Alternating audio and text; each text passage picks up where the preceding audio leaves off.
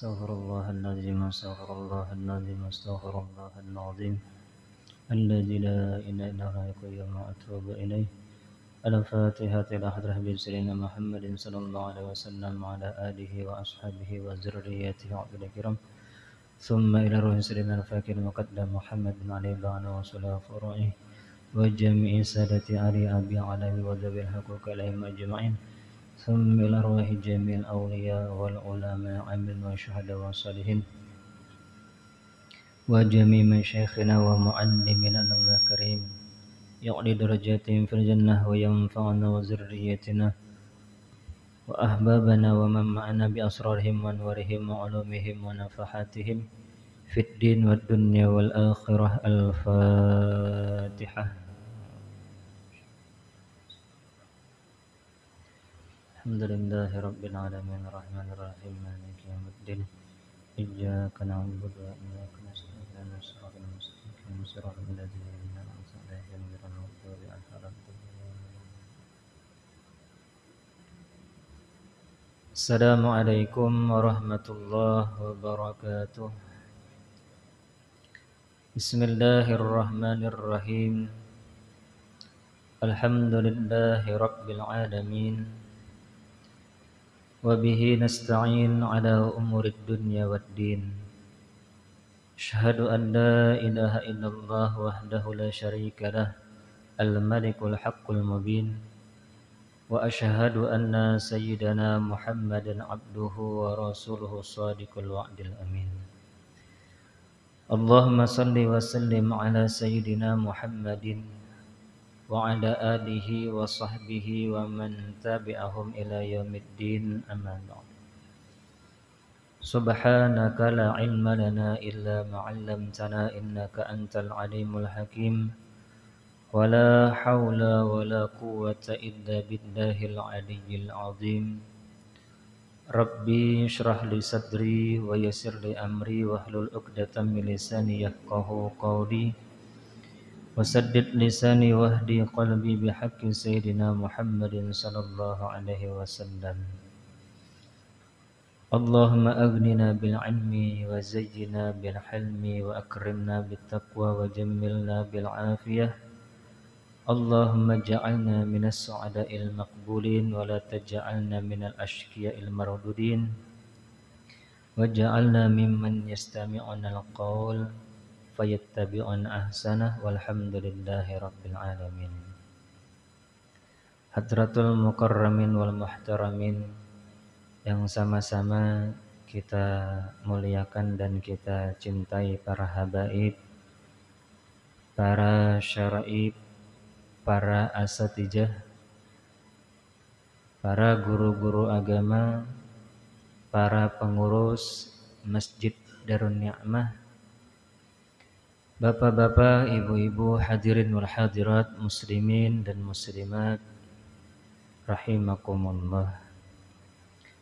Alhamdulillah, puji dan syukur senantiasa kita haturkan kehadirat Allah Subhanahu wa ta'ala, yang mana dengan limpahan taufik, rahmat, hidayah serta inayahnya jualah Allah berkenan mengumpulkan kita bersama-sama pada malam hari ini di rumahnya yang mulia ini, dalam rangka kita melakukan kefarduan secara berjamaah, kemudian kita lanjutkan bersama-sama muzakarah ilmu agama, mendengarkan kalam Allah, mendengarkan hadis-hadis baginda Nabi sallallahu alaihi wasallam. Mudah-mudahan perkumpulan kita ini senantiasa mendatangkan rahmat dan maghfirah daripada Allah Subhanahu wa ta'ala. Salawat serta salam semoga selalu tercurah kepada junjungan kita baginda Nabi besar Muhammad sallallahu alaihi wasallam, kepada keluarga, sahabat dan pengikut beliau ila yaumil qiyamah.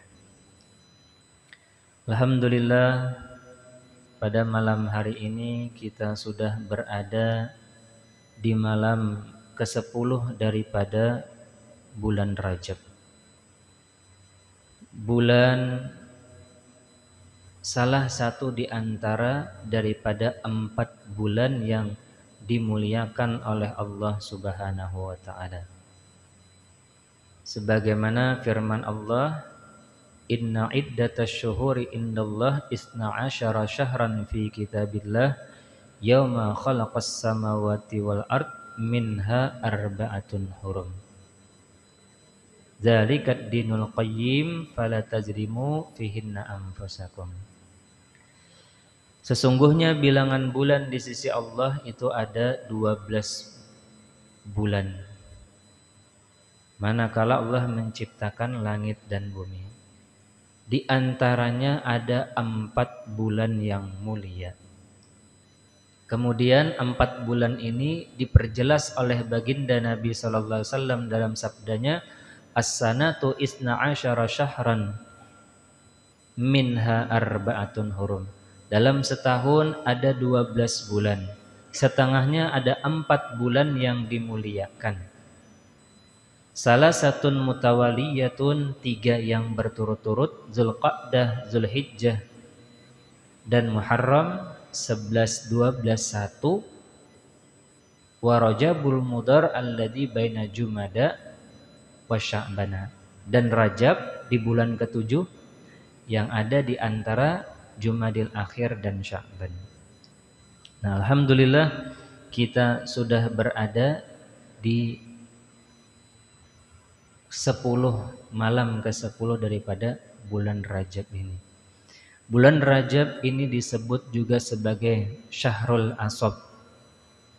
Bulan yang Allah mencurahkan, melimpahkan rahmatnya, kebaikannya, dan kemurahannya kepada orang-orang yang beriman, yang menghormati daripada bulan Rajab. Bulan ini dipenuhi dengan rahmat Allah, dipenuhi dengan judullah, kemurahan daripada Allah, dipenuhi dengan birrullah, kebaikan daripada Allah.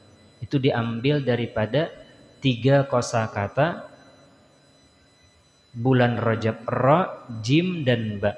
Ra itu rahmatullah, jim itu judullah, ba itu birrullah. Nah, jadi bulan ini dipenuhi dengan rahmat Allah, dipenuhi dengan kemurahan daripada Allah dan kebaikan daripada Allah. Yang mana itu semua akan Allah berikan, Allah limpahkan kepada mereka-mereka yang menghormati dan memuliakan bulan Rajab. Kita sebagai hamba Allah memang sudah sepatutnya untuk memuliakan, menghormati bulan yang dimuliakan oleh Allah. Karena Allah sendiri sudah menyebutkan secara khusus di antara 12 bulan itu ada 4 bulan yang mulia. Nah, Allah sendiri mengkhususkan memuliakan bulan ini. Tentu kita sepatutnya sebagai hamba Allah memuliakan bulan yang dimuliakan Allah ini. Nah, orang-orang kafir di masa jahiliyah, mereka mengerti dengan bulan Rajab ini. Mereka menghormati bulan Rajab ini. Orang-orang kafir jahiliyah, mereka menghormati dan memuliakan bulan Rajab ini. Makanya di antaranya bulan Rajab ini disebut dengan Syahrul Asam, bulan yang tuli. Kenapa disebut tuli? Karena tidak terdengar gemerincing pedang di bulan ini. Karena orang-orang kafir di masa jahiliyah, mereka memasukkan pedang ke sarungnya. Tidak akan melakukan peperangan, perkelahian apabila sudah memasuki bulan Rajab. Diceritakan dalam kitab itu orang-orang kafir jahiliyah nih.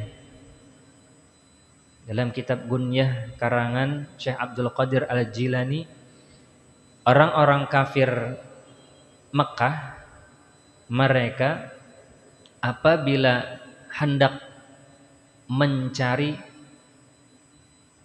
musuh yang telah membunuh orang tuanya atau keluarganya, ya, balas dendam.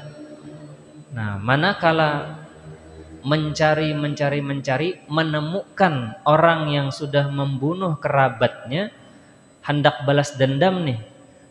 Begitu menemukan itu kalaunya di bulan Rajab, masuk itu awal bulan Rajab, mereka tutup pedang mereka. Kada jadi hendak membalas dendam nih, pada sudah musafir mencari orang yang membunuh kerabatnya, berjalan musafir jauh-jauh berbulan-bulan, namun apabila menemukan di bulan Rajab, dibatalkan rencana tadi.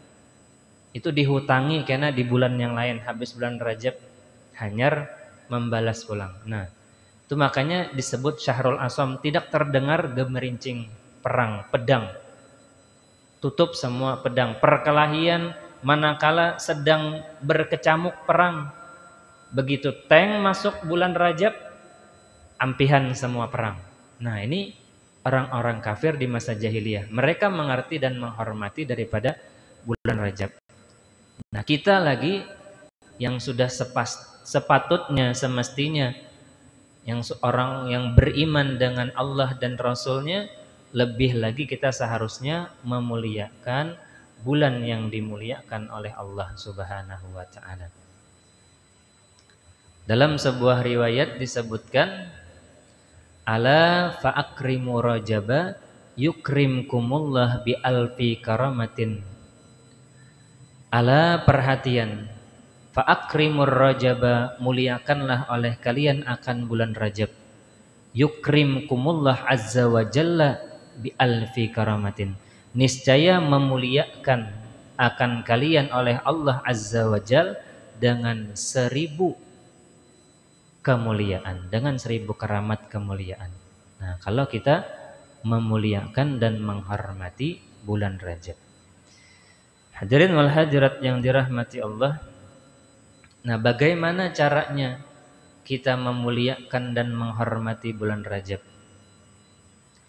Disebutkan dalam ayat tadi, fala tajlimu fihinna anfusakum, maka janganlah kalian berbuat zalim di dalam bulan-bulan haram itu akan diri-diri kalian. Nah, apa makna zalim di sini? Maknanya birtika bil ma'asi wa tarkit ta'at, dengan memperbuat maksiat dan meninggalkan taat kepada Allah. Nah, itu berbuat zalim namanya kita. Nah, pala jangan jar Allah kita berbuat zalim di bulan-bulan haram ini. Memang di bulan-bulan yang lain itu kita disuruh untuk meninggalkan perbuatan maksiat. Namun secara tegas Allah menegaskan lagi di dalam bulan haram, lebih lagi kita jangan memperbuat maksiat karena ini bulan haram. Nah, dalam tafsir Ar-Razi, Imam Fakhruddin Ar-Razi, wa maknal hurum itu adalah annal maksiyata fiha asyaddu iqaban wa ta'ata fiha aksaru sawaban. Bahwasanya kemaksiatan di bulan-bulan haram itu bersengatan siksanya. Nanti dilipat gandakan oleh Allah dosanya dan siksanya berat. Bersengatan siksanya. Namun wat ta'ata fiha, perbuatan taat di bulan haram itu aksaru sawaban, banyak pahalanya. Sebagaimana Masjidil Haram. Masjidil Haram itu masjid yang dimuliakan oleh Allah. Kalau kita beribadah di Masjidil Haram Makkah, maka ganjarannya apa? Satu kali kita sembahyang tasbih di masjid kita ini, satu kali sembahyang tasbih di Masjidil Haram sama nilainya 100.000 kali kita sembahyang tasbih di masjid kita ini. Nah, karena lipat gandaannya besar. Ini Masjidil Haram Mekah. Satu kali kita menghatamkan Quran di Masjidil Haram sama kita 100.000 kali menghatamkan Quran di tempat kita.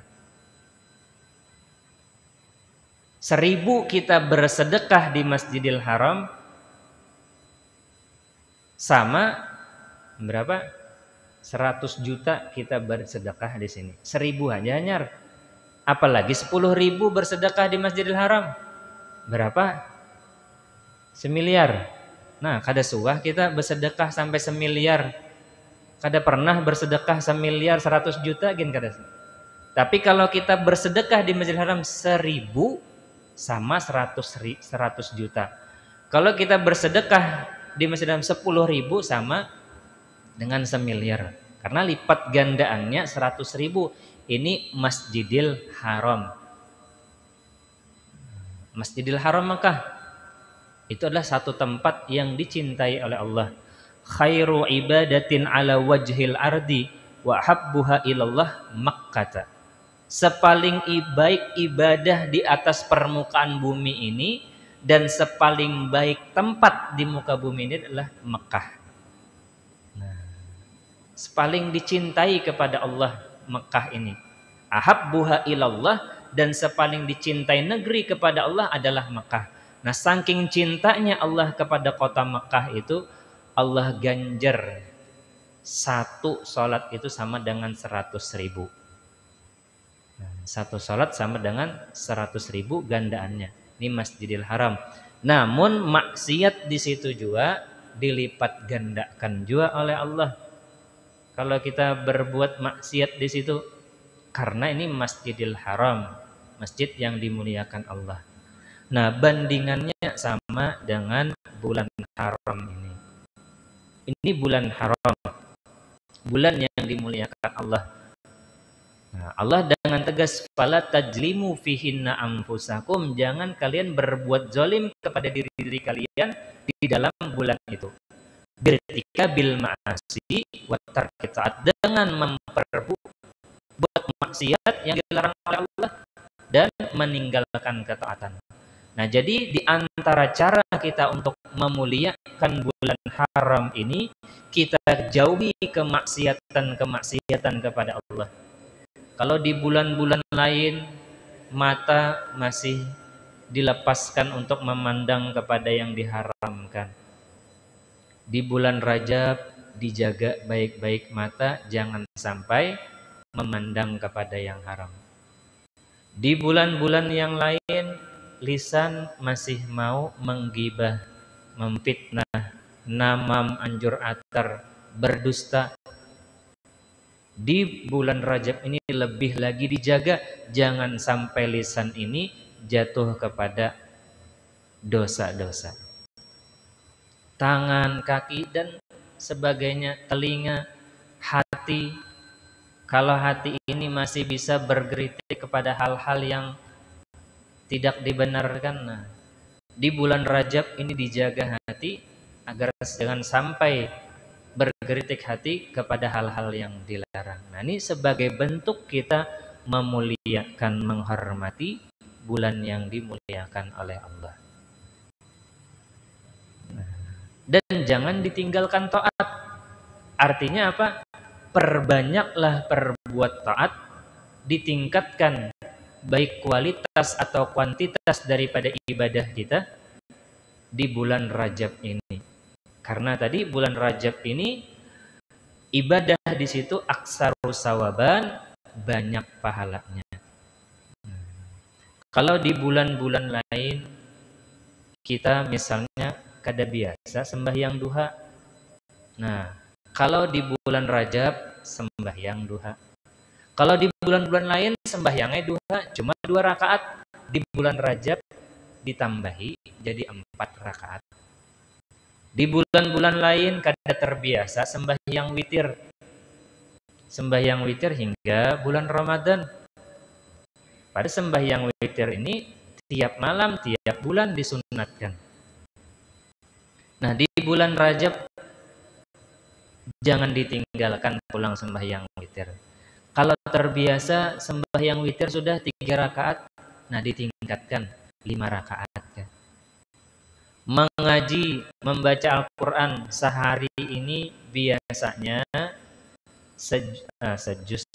selembar 2 lembar. Cukup selembar 2 lembar kalau kada tahan sampai sejus. Yang penting ada sehari membaca Quran. Nah, di bulan Rajab ditingkatkan. Nah, sebagai bentuk penghormatan dan pemuliaan kepada bulan Rajab. Sedekah biasa ke masjid 1.000, 2.000. Nah, di bulan Rajab ditingkatkan jadi 5.000 kah sedekah sehari. Karena di dalam kitab Fathul Mu'in itu bagi orang yang cinta akan akhirat, cinta dengan kebaikan, hendaknya dia bersedekah itu setiap hari. Jangan bersedekah seminggu sekali, hari Jumat hanya bersedekah. Setiap hari dianjurkan bersedekah. Nah, yang namanya sedekah itu kadang mesti banyak. Sedekah itu kadang mesti banyak. 100 sedekah juga, 200 sedekah, 500, 1.000 sedekah juga. Setiap hari kita sedekah, datang ke masjid subuh. Yang paling bagus itu adalah di pagi hari, di subuh hari bersedekah sudah kita. Karena sedekah ini, dengan sedekah itu Allah membuat hijab dinding daripada kita dengan bala Allah. Sedekah kita itu mendinding kita daripada bala. Allah memberikan hijab dengan sedekah yang kita lakukan daripada segala macam bala. Ada diriwayatkan 70 bala Allah dinding kita. Nah, dengan sedekah kita. Nah, pagi subuh datang ke masjid, masukkan ke celengan. Kada mesti banyak yang namanya sedekah.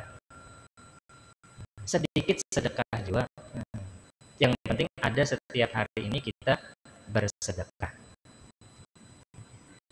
Nah, sedekah ditingkatkan. Nah, yang jelas kita tingkatkan segala amal ibadah kita sebagai bentuk pemuliaan kita terhadap bulan yang dimuliakan oleh Allah Subhanahu wa taala. Nah, ala fa'akrimu rajaba yukrimkumullah azza wa jalla bi alfi karamatin. Muliakanlah olehmu akan bulan Rajab, niscaya Allah akan memuliakan kalian dengan 1.000 kemuliaan. Hadirin wal hadirat yang dirahmati Allah. Dan di bulan Rajab itu di dalam surga ada sungai namanya Sungai Rajab, yang mana Allah akan meminumi orang-orang yang berpuasa juga di bulan Rajab. Sungainya berwarna putih dan rasanya manis seperti madu. Nah, Allah akan memberikan minum kepada mereka-mereka yang berpuasa juga di bulan Rajab. Nah, dikatakan ulama paling bagus puasa di bulan Rajab ini 1 sampai 10 bagus puasa. Namun kalau kada tahan, ambil 2, 1 dengan 10. 1 Rajab dengan 10 Rajab. Kalau kada tahan 2, minimal 1 kali kita puasa di bulan Rajab. Di mana ulama mengatakan paling bagusnya di tanggal 10 Rajab. Nah, ini hari ini kita 10 Rajab, besok tuh paling bagusnya di 10 Rajab. Kenapa? Karena 10 Rajab inilah awal daripada lahirnya manusia termulia, manusia teragung. Kenapa? Karena di malam 10 Rajab itu adalah malam pengantinnya orang tua daripada junjungan kita baginda Nabi besar Muhammad sallallahu alaihi wasallam. Malam pengantin daripada ayah Nabi Sayyid Abdullah dan ibu Nabi Sayyidah Aminah. malam pengantin. Malam pengantin lah pengantin baru berkumpul di kamar. Nah, lalu terjadilah satu hubungan yang mana dari hubungan ini berpindahnya sukma daripada Sayyid Abdullah kepada Sayyidah Aminah. Dengan berpindahnya itulah Allah menurunkan nur baginda Nabi Sallallahu Alaihi Wasallam ke dalam rahim Sayyidah Aminah. Awal daripada akan tumbuhnya cikal bakal bibit daripada orang mulia, Allah menurunkan nur baginda Nabi Sallallahu Alaihi Wasallam pada malam 10 Rajab itu ke dalam rahim daripada Sayyidah Aminah. Nah, jadi 10 Rajab inilah satu termasuk hari yang bersejarah di mana di situ adalah awal Allah menurunkan nur daripada baginda Nabi Sallallahu Alaihi Wasallam. Nah, dari situlah nanti akan lahir junjungan kita baginda Nabi besar Muhammad Sallallahu Alaihi Wasallam di 10 Rajab. Nah, jadi para ulama di antaranya Mbah Mun rahimahullah sidin 10 Rajab ini puasa terus. Jadi kalau sidin nggak ada tahan 2 hari 10 Rajabnya aja bagus 1 sampai 10. Kalau ini tahan, kalau kada tahan ambil 2, 1 dengan 10. Kalau kada tahan lagi ambil 10. Nah, minimal sudah ada sekali kita puasa di bulan Rajab ini. Karena puasa ini sunnah juga.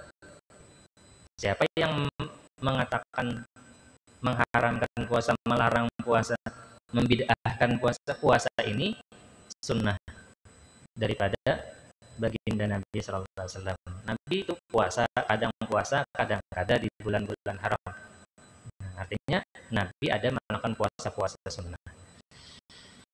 Nah, hadirin wal hadirat yang dirahmati Allah. Nah, di bulan Rajab ini lagi ada satu peristiwa besar yang mana kita sudah ketahui semua bahwasanya di bulan Rajab ini tepatnya pada tanggal 27 Rajab di tahun ke-10 kenabian Allah Subhanahu wa taala mengisra dan mi'rajkan junjungan kita baginda Nabi besar Muhammad sallallahu alaihi wasallam, yang mana banyak peristiwa-peristiwa dan kejadian-kejadian yang diperlihatkan oleh Allah Subhanahu wa taala kepada junjungan kita baginda Nabi besar Muhammad sallallahu alaihi wasallam. Namun yang inti daripada Isra dan Mi'raj junjungan kita baginda Nabi besar Muhammad sallallahu alaihi wasallam adalah oleh-olehnya. Apa oleh-olehnya itu adalah salawatul khamsi, salat fardu 5 waktu. Saking pentingnya salat fardu 5 waktu ini di dalam agama kita, Allah Subhanahu wa taala langsung memanggil junjungan kita baginda Nabi besar Muhammad sallallahu alaihi wasallam menghadap kepada zat Allah tanpa melalui perantara sebagaimana perintah-perintah kewajiban-kewajiban yang lainnya. Biasanya Allah melalui perantara malaikat Jibril alaihissalam. Nah, untuk sholat ini Allah langsung meminta baginda Nabi sallallahu alaihi wasallam dipanggil menghadap hadirat Allah Subhanahu wa taala. Ini menunjukkan pentingnya sholat fardu 5 waktu. Makanya sholat fardu 5 waktu ini disebut dengan ra'sul amri, pokok segala perkara. Kenapa? Karena amaliyah kita itu bergantung kepada sholat fardu 5 waktu. Puasa yang kita lakukan kadang akan diterima oleh Allah Subhanahu wa taala kalau orang yang berpuasa ini meninggalkan sholat fardu 5 waktu. Zakat yang kita keluarkan kadang akan diterima oleh Allah Subhanahu wa taala kalau orang yang berzakat ini meninggalkan sholat fardu 5 waktu. Haji dan umrah yang kita lakukan kadang akan diganjar oleh Allah Subhanahu wa taala kalau orang yang berhaji dan berumrah ini mensia-siakan sholat fardu fardu 5 waktu adalah rasul amri, pokok segala perkara, yang mana amal ibadah yang lain itu bergantung dengan salat fardu 5 waktu. Dikatakan juga salat fardu 5 waktu ini imaduddin, tiangnya agama. Dalam sebuah hadis Rasulullah SAW bersabda, as-salatu imaduddin, faman aqamaha faqad aqamaddin, wa man tarakaha faqad hadamaddin. Salat itu adalah tiang agama. Siapa yang mendirikannya, sungguh dia telah mendirikan agama yang ada pada dirinya.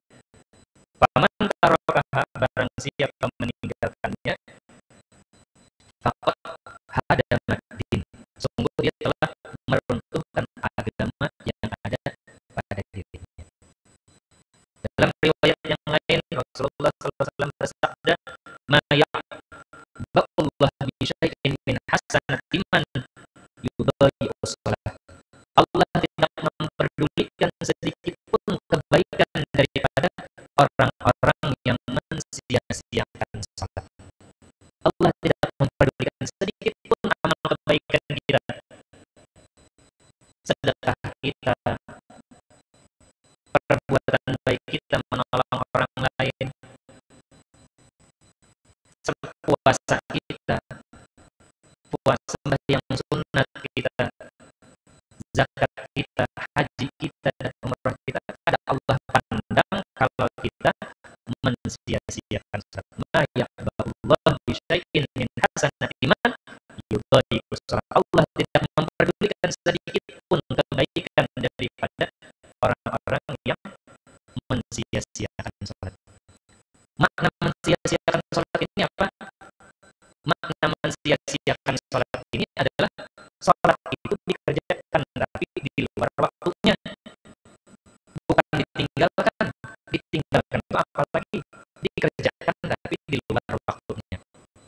Inna salata kanat 'alal mu'minin kitaban mawquta. Sesungguhnya salat itu atas orang-orang yang beriman ada sudah waktu yang ditentukan. Nah, kalau kita mengerjakan di luar waktunya, itu namanya kita mensia-siakan salat. Fawailun lil musallin, celakalah bagi orang yang salat. Nah, mana salat dikatakan celaka? Salat ya Allah celaka. Kenapa?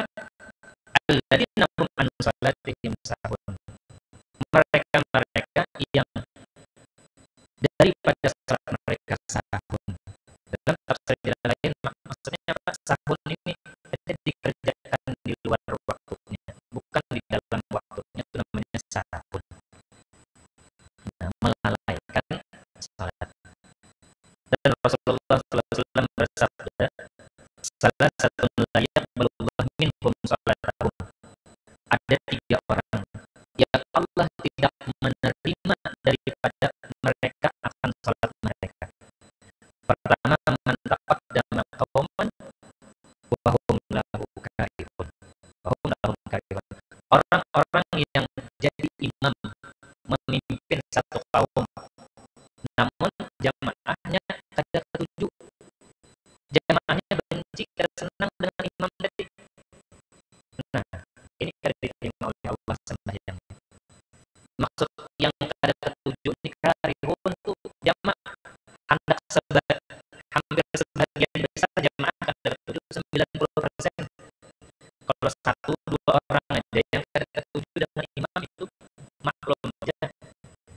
Tapi kalau semuaan hampir banyak yang kada ketujuh dengan imam ini, begitu komat aja langsung maju sidin. Kada disuruh maju, kada. Langsung sidin maju naik seorang ke imaman. Dan imam ini adalah pilihan. Disuruh orang maju, benar maju. Kalau yang kada disuruh maju, jangan bisa maju. Kalau orang kada ketujuh, mendapat dama kauman wa hum lahum karihun. Orang yang menjadi imam pada satu kaum, sedangkan kaum tadi kada senang dengan orang ini. Jadi kalau 1-2 orang itu kada jadi masalah, 3 orang kada jadi masalah. Ini hampir persen jemaah ada ketujuh. Nah, yang kedua pada muharrar, orang yang memperbudak orang yang merdeka. Ini kan diterima oleh Allah juga salatnya. Memperbudak orang yang merdeka. Kita sudah tidak budak lagi. Namun kalau kita punya anak buah, punya pembantu, kita jadikan kayak budak. Artinya budak itu apanya? Begawi kada digaji. Itu budak. Kalau salah dimarahi. Nah, kalau kita memperbudak orang yang merdeka, disuruh-suruh diperas tenaganya ada digaji. Kalau salah-salah dimarahi. Bahkan budak itu kalau perempuan hukumnya sama seperti istri, bisa digauli. Nah, parah lagi kalau saya punya pembantu perempuan misalnya, mana sudahnya ada digaji, salah dimarahi, digauli lagi. Nah, ini bujur-bujur memperbudak orang yang merdeka. Nah, orang ini kada diterima oleh Allah Subhanahu wa taala salatnya. TKW kita mana sudah disiksa, ada digaji, bisa tubuhi lagi. Nah, kita juga jangan sampai memerintahkan orang lain itu. Dianjurkan kita kalau mempekerjakan orang jangan sampai keringatnya, melainkan upahnya sudah dibayar. Jadi menyuruh orang itu harus ada juga upahnya, karena Allah Ta'ala apabila menyuruh kita ada upahnya, ada ganjarannya. Kalau fardu kan ganjarannya, sunnah kurang lagi. Nah, itu juga kalau kita hendak menyuruh orang, jangan asal-asal suruh aja, tapi dihindari juga hari-hari. Nah, menista pada orang yang memperbudak orang yang merdeka, kada Allah terima ibadahnya. Yang ketiga, warajulun atas salah dibarok, seseorang yang mengerjakan salat di luar waktunya, maka kata Allah terima salatnya. Nah, hadirin hadirat yang dirahmati Allah. Nah, jadi begitu pentingnya perintah salat ini, jangan sampai kita mensia-siakan perintah kewajiban salat ini, karena salat ini adalah rasul amri, yang mana segala amal ibadah kita bergantung dengan salat fardu lima waktu ini. Nah, hadirin hadirat yang dirahmati Allah, kiranya kita dapat disampaikan, mudah-mudahan Allah Subhanahu wa taala senantiasa menjadikan kita semua dan zuriat-zuriat kita, orang-orang yang kita cintai, ahli dalam mengerjakan salat fardu lima waktu. Ala hadirin yang salihah, al-Fatihah. Bismillahirrahmanirrahim. Ar-Rahmanir-Rahim. Maliki yaumiddin. Iyyaka na'budu wa iyyaka nasta'in. Ihdinas siratal mustaqim. Shiratal ladzina an'amta 'alaihim ghairil maghdubi 'alaihim waladdallin. Bismillahirrahmanirrahim. Alhamdulillahi rabbil alamin. Wassalatu wassalamu ala sayyidina Muhammadin wa ala alihi washabbihi ajma'in. Allahumma anfa'na bima 'allamtana wa 'allimna ma yanfa'una wa zidna fahma wa ilma wa huda wa tawfiqa bi rahmatika ya arhamar rahimin. Wassallallahu ala sayyidina Muhammadin wa ala alihi wasallam. Subhana rabbika rabbil izzati amma yasifun wa salamun alal mursalin walhamdulillahi rabbil alamin. Subhanallah wa bihamdihi, asyhadu an la ilaha illa anta, astaghfiruka wa atubu ilaik.